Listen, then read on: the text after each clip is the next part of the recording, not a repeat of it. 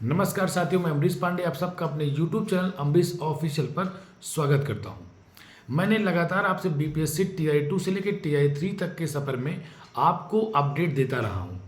आगे भी प्रयास रहे कि मैं अब आपको अपडेट देता रहूंगा। हाँ, ये आप ज़रूर कह सकते हैं कि बीपीएससी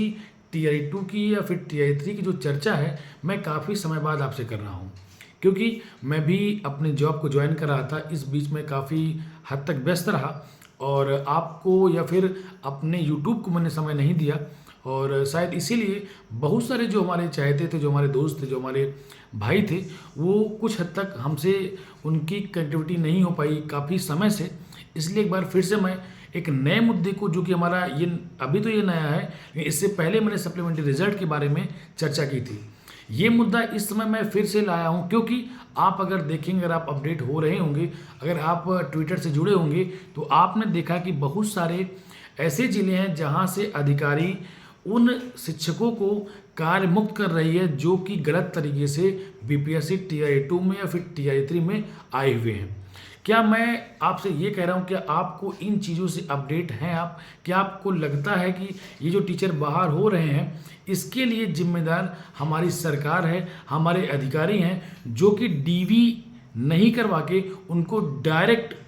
लिया गया और अब देखा जा रहा है कि उनके कहीं सीटेट में नंबर कम आ रहे हैं, कहीं वो डोमिसाइल बनवा के एंट्री कर लिए, कहीं वो अदर स्टेट के थे लेकिन बिहार का डोमिसाइल बनवा के उन्होंने आरक्षण लिया और फिर से उन्होंने ज्वाइन किया, और अब जब जांच हो रही है तो वो टीचर बाहर हो रहे हैं। और आपने ये भी देखा कि TI3 में एक अच्छे तरीके से जांच हो रही है और उन टीचरों पे एक कह सकते हैं कड़ाई हो रही है जो कि गलत तरीके से यहाँ पे एंट्री करना चाह रहे हैं TI3 में। तो आपने अभी अभी एक न्यूज़ भी सुनी होगी कि जब डॉक्यूमेंट वेरिफिकेशन करवाया जा रहा था, तो वहाँ पे जब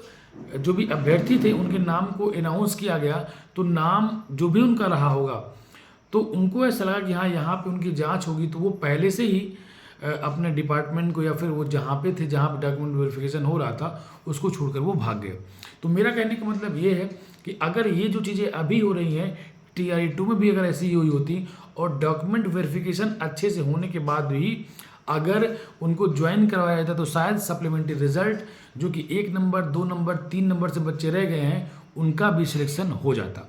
तो मैं केवल आज इस मुद्दे पर चर्चा करने वाला हूँ कि आखिर इसका जिम्मेदार कौन है। शिक्षा विभाग इसकी जिम्मेदार है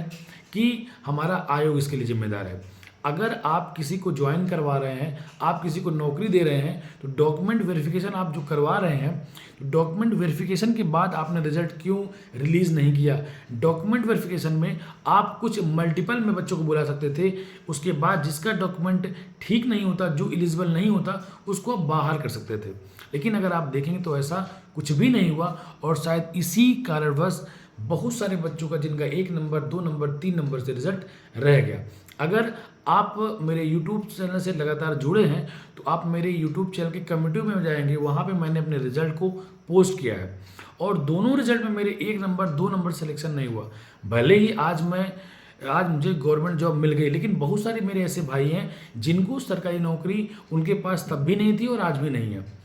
तो अभी अगर आप मेरी कंडीशन देखेंगे तो ठीक है, क्योंकि मेरे पास जॉब हो गई, लेकिन जो और बच्चे हैं जिनके पास फिलहाल में जॉब नहीं है, उनके आप दिमाग से पूछिए, उनके दिल से पूछिए कि 1 नंबर 2 नंबर से नहीं हुआ और वो आज भी बेरोजगार हैं, और उनकी बेरोजगारी का जो कारण है वो सरकार की नाकामी है, आयोग की नाकामी है, शिक्षा विभाग की नाकामी है। अगर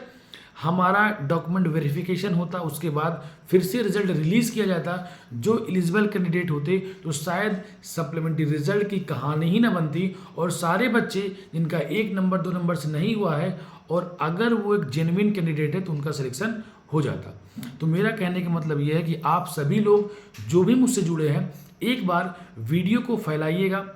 चारों तरफ फैलाइएगा, अपने दोस्तों के बीच में भेजिएगा जिनका 1 नंबर 2 नंबर से रह गया है, क्योंकि सबका सिलेक्शन नहीं हुआ TI2 से लेके